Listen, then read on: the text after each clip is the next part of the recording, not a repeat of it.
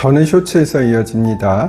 예를 들어 청구 취지는 피고는 원고에게 1억 원 및 이에 대하여 이 사건 소장 부분 송달 다음 날부터 다 갚는 날까지 연 12%의 비율로 계산할 돈을 지급하라 라고 무미건조하게 쓰지요. 청구 취지는 아주 무미건조하게 최소한의 것만 쓰기 때문에 청구하는 권리의 근거가 무엇인지 연 12%의 비율로 계산한 금액이 이자인지 지연손해금인지 또 특정을 하지 않는 것입니다. 이자는 변제기 전에 지급해야 할 금액이고 지연손해금은 변제기 후에 지급해야 할 금액을 말합니다. 변제기라 함은 변제하기로 정한 때를 말하고요. 이와 달리 실제 변제하는 때는 변제 시이라고 합니다. 이자에는 이자제한법이 적용된다는 설명 여러 번 드렸고요. 지금 현재 이자제한법 제한이율은 연 20%인 것 알아두시고요. 그리고 이자제한법 초과 이자를 수령하면 형법상 범죄 행위가 되는 것도 알아두시고요. 전의 쇼츠에서 이어집니다. 이번 편에서는 청구 원인에 대해 설명을 드립니다. 청구 원인은 청구 취지를 이유 있게 하는 청구의 원인 되는 사실관계를 주장하고 그것을 법적으로 구성하는 것이지요. 예를 들어 원고가 피고에게 돈을 빌려주었기 때문에 대여금을 받아야 한다.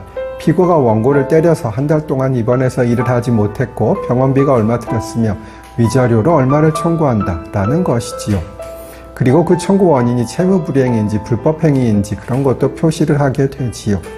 같은 사실관계라도 그것을 어떤 법리로 구성을 하느냐에 따라 여러 법리가 적용이 될 수도 있어요. 그래서 사실관계의 정리에 있어서 변호사의 도움이 필요할 수도 있고요. 어떤 법리의 적용을 구하느냐에 따라 결론이 달라질 수도 있지요. 이 부분에 변호사의 능력이 더 발휘되지요. 소제기하면 시효가 멈출까요? 정답은 예스입니다. 이것은 소멸시효 등 취득시효도 마찬가지입니다. 소멸시효는 권리의 행사를 일정 기간 안 하면 그 권리가 상실되는 것이고 취득시효는 무권리자가 일정 기간 점유하면 재산을 취득하게 되는 민법상의 제도이지요. 소멸시효는 일반인 간의 것은 원칙적으로 10년입니다. 다만 그것보다 짧게 정해져 있는 것이 많이 있습니다. 예를 들어 변호사의 채권은 3년이지요. 그래서 저도 못 받은 돈이 있다면 늦어도 3년 안에는 소송을 하든지 포기를 하든지 내용 증명이라도 보내든지 셋 중에 하나를 합니다. 잊어버리는 경우도 있겠군요. 그리고 식대 즉 식당에서 밥을 판 대금의 채권은 1년의 단기 소멸시효에 걸립니다. 결국은 시효를 중단시킬 수 있는 것 중에 제일 확실한 것은 소송 제기입니다. 833회에서 소제기로 인해 시효 중단이 된다고 말씀드렸습니다. 그렇다면 그것은 소제기 시일까요? 소장이 상대방에게 도달했을 때일까요? 법원에서 판결을 해주었을 때일까요? 정답은 1. 소제기 시, 즉 소장이 법원에 접수되었을 때입니다. 만약에 소장이 상대방에게 도달된 때를 기준으로 한다면 법원 직원이 소장을 늦게 보내면 그것이 늦어질 것이고요.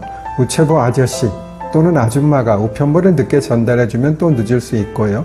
우연히 받을 사람이 집에 없다면 또 늦어질 수 있겠지요.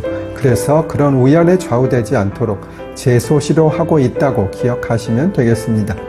만약에 제소는 늦지 않게 해야 하는데 피고에게 좀 늦게 알리고 싶다면 어떻게 해야 될까요? 이것은 약간 편법인데 불법은 아닙니다. 다음 편에 알려드릴게요. 전에 쇼츠에서 언급한 것에 대한 답을 드립니다. 상대방의 주소를 잘못 적으면 되겠지요. 예를 들어 강남구 도곡동 1번지, 실제 주소는 아닙니다.